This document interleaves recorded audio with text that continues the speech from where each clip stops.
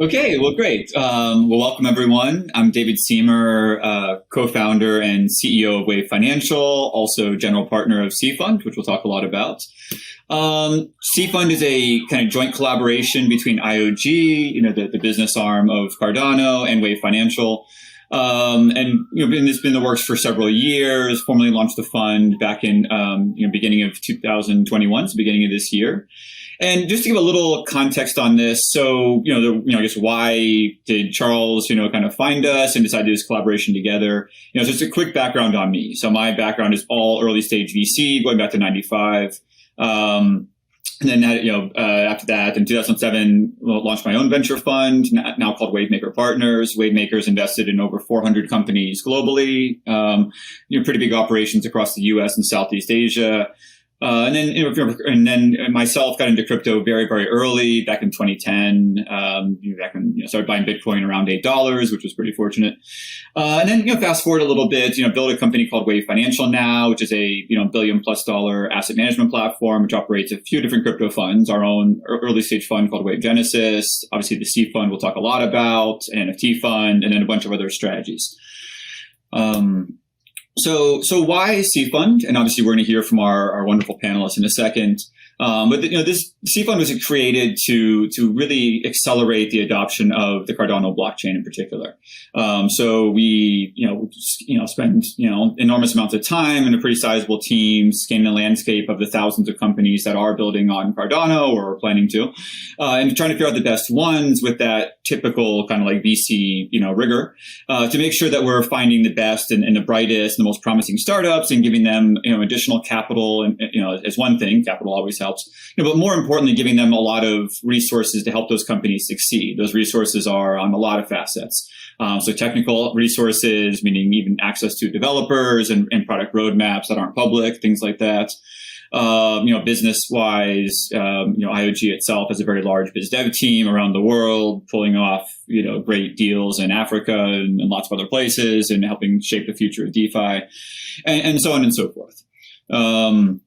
So cFund itself focuses on a few core areas, which is within crypto is fairly broad, but we have a pretty detailed roadmap and vision ourselves of where we think the space is going, which mostly revolves, currently around DeFi and really focuses as DeFi turns into open finance, which we think is kind of the next layer of DeFi, where it's not just crypto, it's also, savings accounts and making yield on your phone load if you're in a developing world and all the associated infrastructure attributes around that. So that's things like open digital identities and privacy and analytics.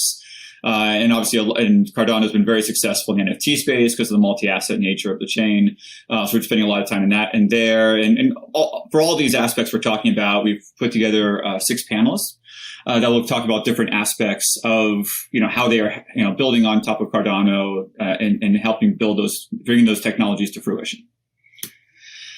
So we have so far, and the fund is about 7 months old. We've made a dozen investments so far. We're going to hear from 6 of them. So some of the ones we're not going to hear from yet are, ones, that weren't able to join us on this particular panel is, Chip, which is a company that builds, NFT infrastructure, and legal compliance around moving NFTs, things like filing copyrights with the U.S. Copyright Office. DC Spark and Milko Media are headed up by Nico, who has been involved with Cardano from the very beginning, built the Yoroi wallets, and is building a bunch of technologies that'll basically automate a lot of things, side chains, layer zeros, and so forth. Flare is a really interesting platform we invested in that does a lot of multi-chain EVM solutions. So bringing smart contract functionality both to chains that don't have it, think like Ripple or Bitcoin, but also bring a lot of functionality and cross-chain functionality we're pretty excited about. And then runtime verification is a really fascinating one that is building all sorts of really interesting technologies to verify smart contract layers, which is very, very important as DeFi accelerates. Sorry, I'm not moving. And then this is our team, the cFund specific team. So I mentioned myself. Ben is also managing partner that heads up a lot of our more liquid strategies and so forth. And the rest of the Onkwood team now, we have a very short time, but a very robust team and expanding to answer all the aspects of, how are we going to build Cardano and support the Cardano ecosystem. I'd like to my panelists introduce themselves. Thank you so much all for joining us. I'm going to start with Pi, and as everyone should introduce yourself, your company, and give us a little flavor of how you're working around the Cardano ecosystem. Yeah. Hi, I'm Pi Lanningham. I'm the CIO of SundaySwap. We are building a DEX on Cardano that satisfies kind of one of the core fundamental needs of DeFi, which is I have asset A and I need asset B. And so we've been building quickly to kind of satisfy that need and thinking about post-launch, once we've satisfied that need, what are the other ways that we can expand and innovate in the DeFi ecosystem? Great. Shahaf? Hey, everyone. Yeah, great to be here. Thank you, David. Shahaf Bar-Geffen. I'm the co-founder and CEO of Codi. We are a blockchain-based financial ecosystem. We offer a wide range of financial technologies and use cases for enterprise clients and merchants. Now, it's everything from a layer one protocol, payment system, stable coins, and much more. We work very closely with Cardano. As some of you know, we've developed AdaPay, which is a consumer to merchant payment system based on ADA, NFT auctions now, and other initiatives to be revealed in this panel. There you go. Elliot? Hi, everyone. I'm head of communications at OccamFi. We're a DeFi platform for Cardano. We have the Occam Razor platform, which is a decentralized launchpad for brand new IDOs and projects building on Cardano. We have the Accelerator program, which is an incubator for early stage Cardano projects. And we also have the upcoming Occam DEX, which will be a DEX and secondary market traded environment for for Cardano based tokens. Great. Sax? Hi, David. Thank you for having me here today. I'm Sakib Wasim, Chief Innovation and Technology Officer at the Astra Protocol. The Astra Protocol provides a multi-layer compliance protocol looking at things like AML, KYC, KYB, and disputes across lots of different types of layer ones. And we're really happy to be working with Cardano as we feel that this is quite close in terms of the ethos between Astra and Cardano and building healthy ecosystems where we can verify users and create sustainable business networks. Great. Ryan?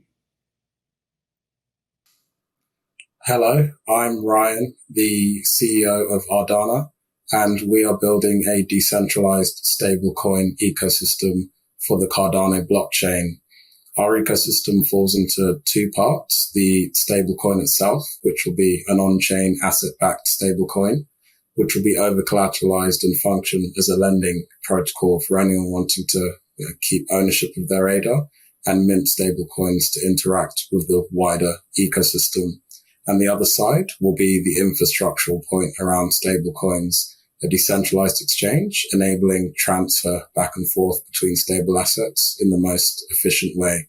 And going forward long term, that would form the foundation to eventually facilitate decentralized foreign exchange on Cardano. Excellent. And Matt? Hey, everyone. It's nice to be here. Myself, I'm the CEO and the project lead of Blockstrap Network. We are a very mission-driven company who want to onboard 100 million users into proof-of-stake chains in the next 18 months. We try to do that, bringing fixed income protocol into DeFi. And our Anchor protocol called UBS, that is a Universal Basic Savings, and now we're bringing that to Cardano. What Universal Basic Savings will enable is anyone from emerging world, from Kenya, from China, from anywhere in the world, can have a dollar savings account that can get 7% interest. So this will proliferate the crypto adoption and also having a direct connection with the proof of stake benefits to deliver to the end customer. We just launched a community net about 4 months ago. We have more than 120,000 users right now and launching a mainnet in 3 months. And we're pretty excited to work with ADA and Cardano community. Excellent. Well, okay. So thank you guys. It was a great panel. So I guess first question, I'm just going to put this out to kind of anyone, I guess maybe dangerous on an online panel. But obviously everyone's talking about DeFi, which is a lot of the heat in crypto right now and various aspects of it. And obviously all of you guys are building those kind of tools. So I think our audience understands DeFi pretty well. I guess the first question I want to talk about topic is, how is this going to go beyond, crypto lending? Where does this actually turn into a non-crypto business and just be a business? If anyone wants to jump in on that topic. Well, I may pick on jump Shahaf in. since no one raised their hand. Okay. There you go. Well, first of all, DeFi is complicated. I mean, this panel and a lot of the viewers may not grasp that, but DeFi is complicated to the common users. I mean, we have quite a vast community in Cody. And when we've introduced the first DeFi product called the Crypto Volatility Index, we've noticed that just about 15% of our community is converted to that. And the rest just say it's complicated, right? So that's one thing that needs to be solved. The other thing, of course, is that DeFi is expensive to some users making small deposits, and liquidity is in silos. So we need more industry cross-chain initiatives to actually grow this. And maybe last thing that hinders the adoption of institutional money is the fact that DeFi is by definition permissionless. So we need a sort of solutions, maybe like the ones that Sakib just mentioned, to allow identity to be portable and new RegTech initiatives to actually grow this to the next step. Thanks, David. Shahab raised a great point there, which is that DeFi really, to some extent, is at the mercy of the regulators. We've seen over the past 9 months an acceleration in terms of what the industry may consider to be over-regulation and looming regulation, which may cause closure of the industry in certain aspects, which is not good because that stifles innovation, of course, which is why all of us are here collectively today to grow innovation and create new means for new financial products. Unless we start utilizing technology, decentralized services for the good things like AML checks, like new regulatory processes, by managing that balance ourselves, we can see that closure is likely to happen. So it's about maintaining that balance between the two worlds of the regulators and the innovators. I'll go here. So DeFi it's still in the very early days. It's barely like about 2 years old. Started from a 50 people Telegram group, and now it's like a $100 billion, a huge market. Everyone wants to be DeFi. But decentralized finance in its own ethos is like, how do you bring smart contracts to the center point and it just manage all the operations part? So you can bring a coordination at scale, right? So anyone can interact with the market operations. It could be a lender, it could be an automator market, it could be a market maker, it could be a trader, it could be anyone who wants to it's just opens the door wide open for anyone with an internet connection to access all the financial services, which is only accessible for few, in Western countries. And that's what happened in the last 12 to 18 months. And we see this adoption rate is going, and we still need to see that sigmoidal curve. So we're still in early days.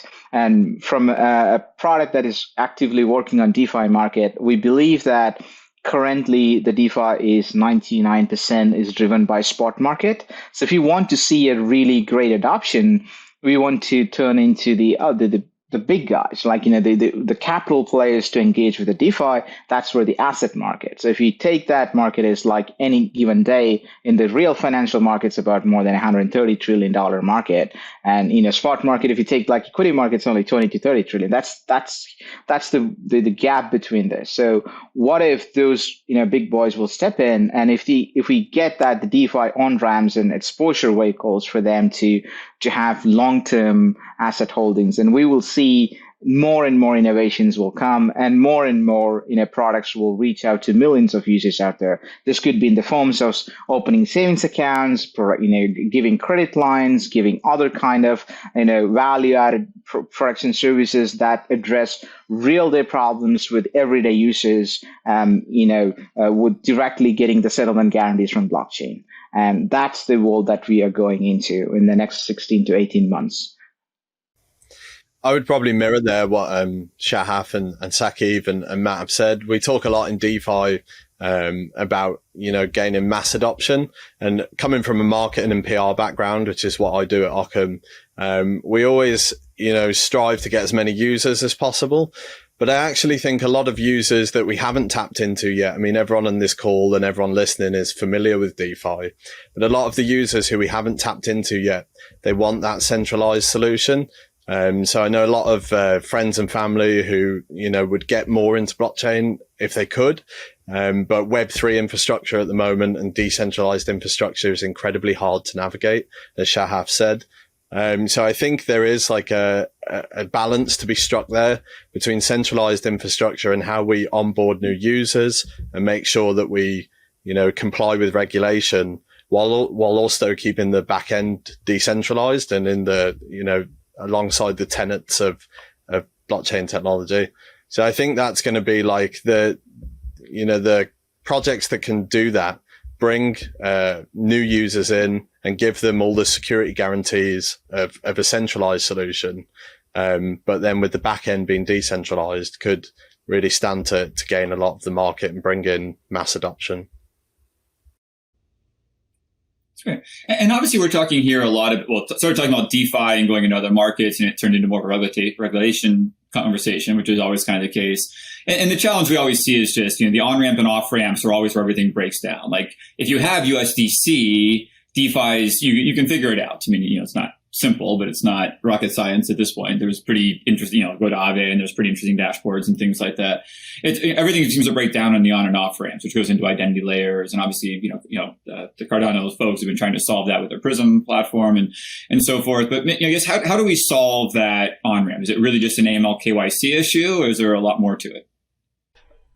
I think in my mind, the solution comes down to a mixture of the AML and KYC as a bridge to kind of traditional finance, and a more focus on utility, right? Like all of the talk right now is around DeFi and things like DEXs and lending protocols and things like that. But I think you will really start to see kind of mass adoption when more of these utility, real world driven tokens become more prevalent, and you can start, paying for real services with particular tokens and, receiving compensation in particular tokens. And in those scenarios, you don't necessarily need an on-ramp. And so for, the unbanked world that doesn't have access to those on-ramps, you can build an ecosystem essentially from scratch and bootstrap that ecosystem. Right. So I'll take a different approach to an on-ramp and off-ramp, right? If you take a step back to Web 2 world, when we start the websites, we have all the print medias like, New York Times and Washington Post and all this kind of print medias. We looked up to them, and they're going to be, shifting to become the powerhouses of the media like internet and delivering the value. But that's not the way it happened.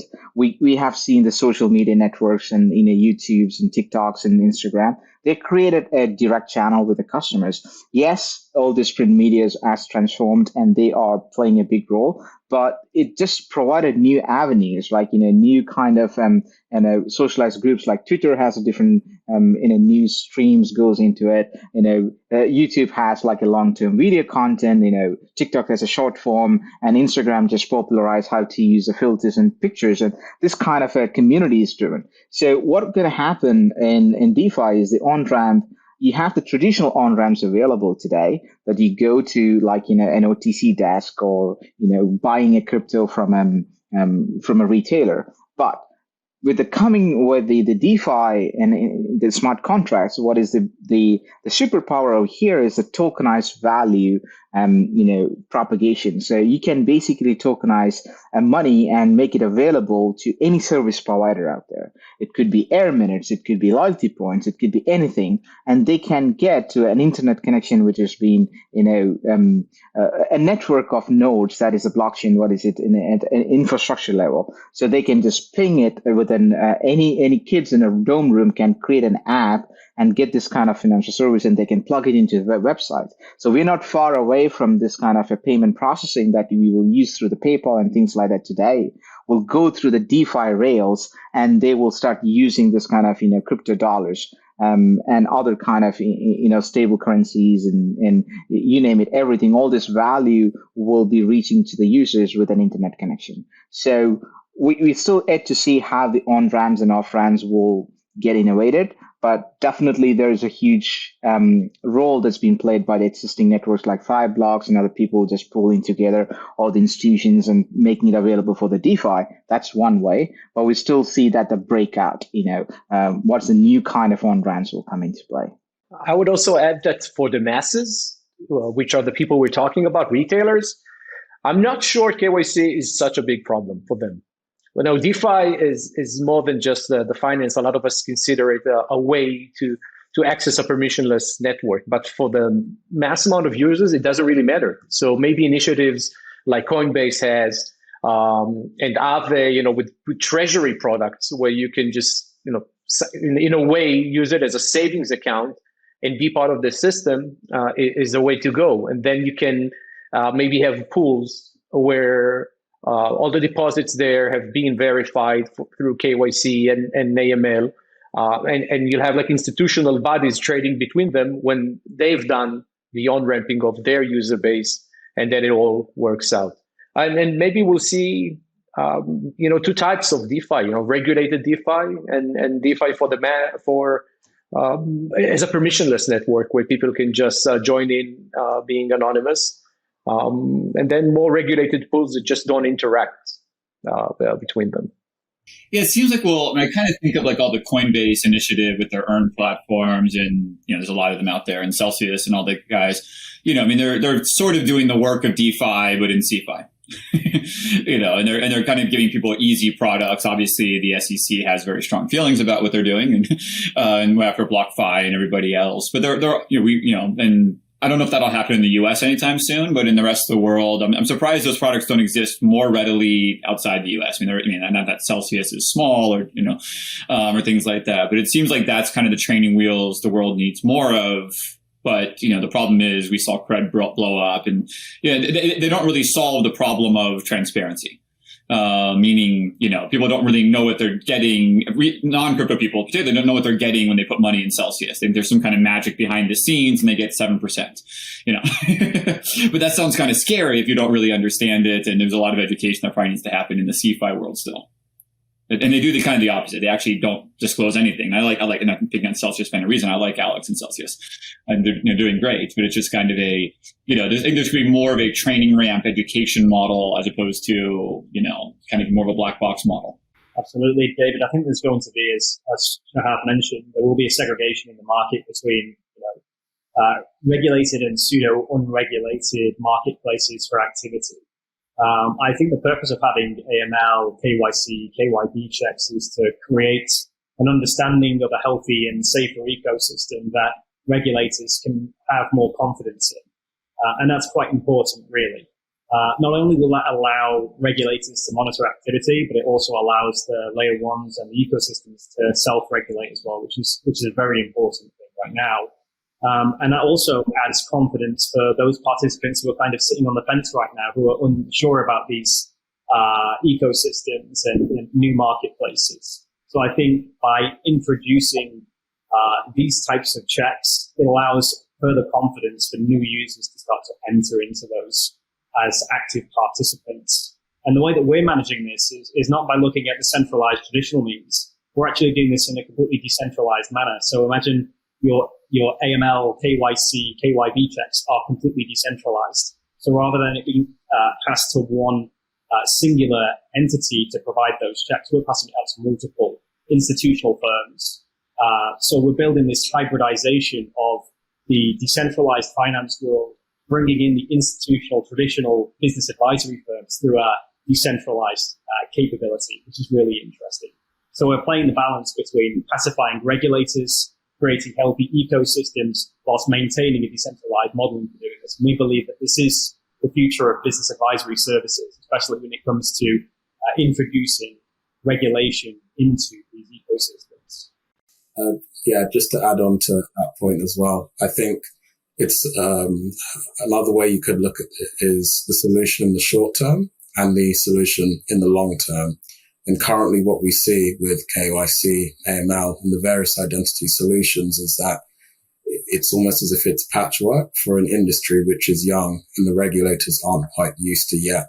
The financial institutions don't quite know yet how to integrate these services into their systems. So I think in the short term, what we'll see and what we are seeing is KYCs, AMLs, the bridges, and all the regulation is almost taking an understanding of cryptocurrency and almost pigeoning that into an understanding of traditional finance. The debate between utility and security token is simplified to take something that's new and people aren't used to into the traditional sector. So I think in the long term, we'll see how regulation is applied to crypto change as more education comes out, as more knowledge with those institutions comes out. And it's at a point where they're integrating these services directly into their systems. And then they'll almost essentially be forced to, push regulation in a direction when there's actual integration of these services. So the disputes between what is a security and a utility token can be more granular in terms of what is the use case of this token? How does it apply in this particular financial system, or how does it apply within this specific industry? And that's at least in the long term. But for the short term, the most basic form is DeFi over here and traditional finance over here. Whereas the long term, result which we want is for that to be unified. And that comes with time and more understanding of how these systems can actually be intertwined as opposed to two separate islands trying to, extract value from each other. Another really unique dimension to this is that smart contracts, and Cardano in particular, really imbue money with preferences. So if we look at something like money flowing through government, often that money is earmarked, or money donated to charity. Often that money is earmarked. And I see that one kind of added support to KYC and AML will be smart contracts that enforce, ethical money flow, right? And earmark things for specific funds. So, I as a user will be able to earmark, okay, when I spend this money with this business, I want to make sure that it doesn't enter these kind of unsavory ecosystems. And smart contracts provides a really unique opportunity. And Cardano's design of smart contracts provides a really unique opportunity to do that without it just being enforced by fiat and actually being baked into the physics of the ecosystem. And I think that's great. You actually led me into my next question, which is, this is a group of folks that are chose to build on Cardano's blockchain. Could you maybe just compare and contrast a little bit? I mean, obviously there's a lot of, noise around Solana and Cosmos and obviously Ethereum and Polygon, everyone else. I'd love just getting a little thoughts from you guys, why Cardano? Yeah, I'd love to answer that. So for us, it kind of boils down to a lot of the interesting design choices that Cardano made different from other blockchains. Innovation really is born out of new constraints. And so, the choice of an extended UTXO model, this choice of a proof of stake platform, where your money remains liquid while you are kind of building the security of the platform, it's going to create some growing pains for new projects launching on the platform, kind of maybe as we've seen recently. But in the long term, those new constraints offer some really interesting possibilities if you lean into them. So like, for example, the UTXO model really lends itself to kind of native and fundamentally built-in sharding of data, and being able to kind of offload those to side chains or kind of cross interoperate between different chains.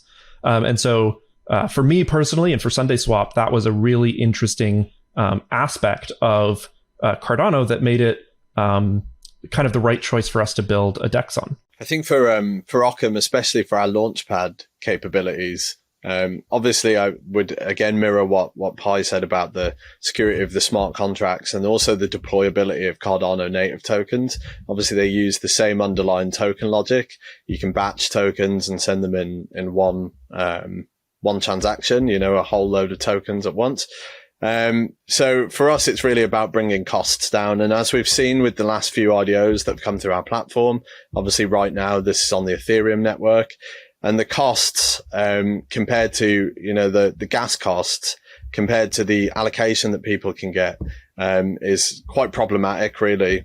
And that's, a real stumbling block to creating a fully decentralized, finance ecosystem where everyone's empowered to invest. If we're trying to democratize access to new projects, we need to make it as cheap and as efficient as possible. And we really think that there's a huge opportunity there for Cardano, because people can buy these Cardano native tokens and send them, anywhere in the world for pennies compared to other blockchains. And there's some interesting things, like you said, David. Solana is an interesting blockchain, and also optimistic rollups on Ethereum could offer, cheaper transaction costs. But we think that, the most promising blockchain for this right now and right here is Cardano. And yeah, it just seems like the obvious blockchain to build on. Sure. To follow on from all the points here, I guess really digging into the reasons of all these benefits is the different approach that Cardano took to its development, which wasn't a typical kind of Silicon Valley fast tech, build fast and break things. It was the complete opposite. It was a slow, methodical, academic and peer-reviewed approach.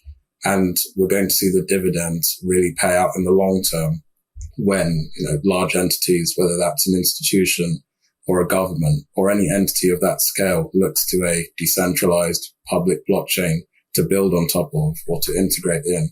Cardano is the first stop because it's a system where it can be verified right from the ground up, from the core blockchain itself, all the way up to Bluetooth, its smart contract language. And that influences the projects which build on top of it. As we've seen from everyone on this panel, it's not just about the usability, it's about security as well, and decentralization and scalability, and not having to compromise on any of those. So I think that's important, and both in the short term and the long term, we're going to see Cardano grow into actual use cases beyond just localized, income generation within a DeFi landscape. I said that it's more than just the technology, which is obviously great.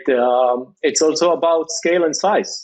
For us, dealing with ADA-based payments or auctions and whatnot, the fact that the token itself became so popular, as we see just in terms of market cap, number 3, it creates a lot of demand, whether it's for payments or auctions or whatnot. So that's another aspect of it. The fact that it's not just a cool technology, it's the token itself is very strong, and the community is vast. So that adds more to it than just the technology itself. One way to look at it is Cardano. If you look at Cardano and IOHK, if you look at the ecosystem, they've been pioneering about a proof of stake consensus logic. If you look at the mainstream proof of stake chains, at least 3 or 4 of them actually use Ouroboros as a consensus logic. So they've been at the forefront of, breaking things and, bringing new kind of, the systems that will provide a base for building proof of stake systems. So in that way, it's it's a very solid team. And from what Shahaf was saying is the community, the best way to look at it is like the early days of proof of stake. Proof of stake chains are a recursive communities, right? Coming together and staking that token, and then they're, propelling the growth of that asset. And if you look at to the proof of stake chains, Cardano has a large number of token holders, and more than 70% of them actively staking. So there's a real communities rallying behind the concept and the chain and its ecosystem. And that's truly a motivation for anyone to build on that platform. From my side and the Astra team, really was looking at the mission statement of Cardano, looking how it's about building a trusted, fair, open and scalable ecosystem. And we look at these ethics and principles that are being appointed as the ecosystem is being developed. And that's carried through not only from the development, from the management team, from the funding teams behind that, but if we look even at the community themselves, everybody really believes in the principles in which Cardano was created. And that's something that really resonates with us as a company, that we want to build trust and bake trust from the very earliest opportunity, be it smart contracts or even at the layer 1. How do we do that? We work with a pragmatic and innovative foundation like IOHK to achieve that. So that's why we're really happy to be involved with Cardano. No, it's a really great point that Sakeev made. And, I think what I was going to say mirrors that is we need to think about who does Cardano empower. We've got Ethereum, which empowers, the DeFi, your typical DeFi user who has the money to spend and they're looking for primarily for a profit. Whereas Cardano stands to empower emerging economies and those who have never had access to the banking infrastructure and the financial infrastructure that we take for granted. And I think there's a real opportunity on Cardano to build these things again from scratch for emerging economies, but build them better. So we can build them cheaper. We can democratize access and push power to the edges of communities that typically didn't have access to the financial infrastructure, that, developed economies already have had. And I think Cardano can do that cheaply. It can do it securely. And again, that's, as Sakeev said, that's something that mirrors our philosophy as well at Occam. Great. And that's great. So we have a few minutes left. I'll ask one self-serving question. Only one, I hope. But why cFund? And it's kind of a two-part question. I mean, obviously we are the Cardano ecosystem fund. So that's one part of an answer, but also want to understand, we're trying to do a very good job and be very supporting of our companies. How are we doing? Have we been able to get you the access to the business units, the developer teams, those kind of things? Yeah. Here at Sunday Swap, so we made a promise very early on to our community that if we accepted investment, it would be from somebody who had the best interest of the Cardano ecosystem in mind. And I can't think of anybody who is better for that. And we talked to so many VCs who were yes on Sunday Swap, but no or maybe on Cardano. And having a VC backer who was 100% in on Cardano really opens a lot of doors for us. They've connected us with IOHK. They've connected us with other VCs who are more open to Cardano. It's been fantastic. Anyone else want to compliment me? Oh yes, yeah, sure. I would start by saying that to begin with, it's not about money. We have money. It's about an alignment of interest with a giant like Cardano. Since the investment of cFund and maybe even earlier, which led to the investment, we find ourselves now participate in various initiatives. Some, of course, are known like AdaPay in the NFT auctions. Some are just revealed in this summit, like the DJed stablecoin, and some will be revealed at a later stage. But I would dare say that we speak to someone at IOG or the Cardano Foundation almost on a daily basis. Lots of opportunities coming our ways, from Africa to famous rock bands doing auctions, everything, and it's an amazing support to get, and we're very happy that we took the money from cFund. I'll go for the next. I'm interrupting you guys from complimenting me, but just want to point out every single round, all you guys on stage were heavily oversubscribed. So none of you needed our money. Fortunately, this is kind of how you want to be as a VC. Sorry. Go ahead, Matt. Right, that's true. So when we work with people, right? So that's like every company that we normally work with people. Even that comes with other protocols or the VCs. It's not different. So I can only talk for myself, our team, when we met with the cFund and the team, they understand what's an asset management and what's an asset market. And as a company, we are 100% in bringing that asset market accessible on DeFi and to larger segment of population. And we start talking, that's real human, that we can see that the depth of the knowledge and they could really bring value onto the table. And that's what actually the first step. And then the due diligence process, we start talking about the Cardano team and we start the opportunities on the emerging markets. And we have a huge focus on last mile delivery, last mile users. And even if now we look back in the last 5 months, we have more than 100,000 users right now just coming through our community net testnet. But most most of them are actually from emerging world. Like a large part of users are from Southeast Asia, Indonesia, and all these kind of countries in Africa, and of course there's large portion of the users from US and other Western countries. That's like everyone knows about crypto, but to understand is like our anchor product, like Universal Basic Saving, is try to solve a problem that how do you bring a predictable saving product from a blockchain to end customers. And Cardano has this huge focus and boots on ground, getting to this, connecting to the users, and they have a structure. So we think there's a clear alignment going with a value proposition for that we see as a cFund and the team backing it and our project mission. So that's what made us to glue with you guys. And that's a personal statement. So everyone has their own stories. That's our story. For us, like, well, thank you for all of that. And, sorry, David. Just really quick. Yeah, sorry. As much as I'm enjoying everyone complimenting me. Sorry, but I guess we do need to wrap there, but I really appreciate everyone. So thank you all. Really happy to have you guys in the portfolio, and hopefully you guys make us look really smart over time. And yeah, no, thank you for participating in this panel, and excited to see what the future holds. Pleasure being here. Thanks, David. Great to be here. Have a nice one. Bye-bye. Thank Great you. meeting everyone.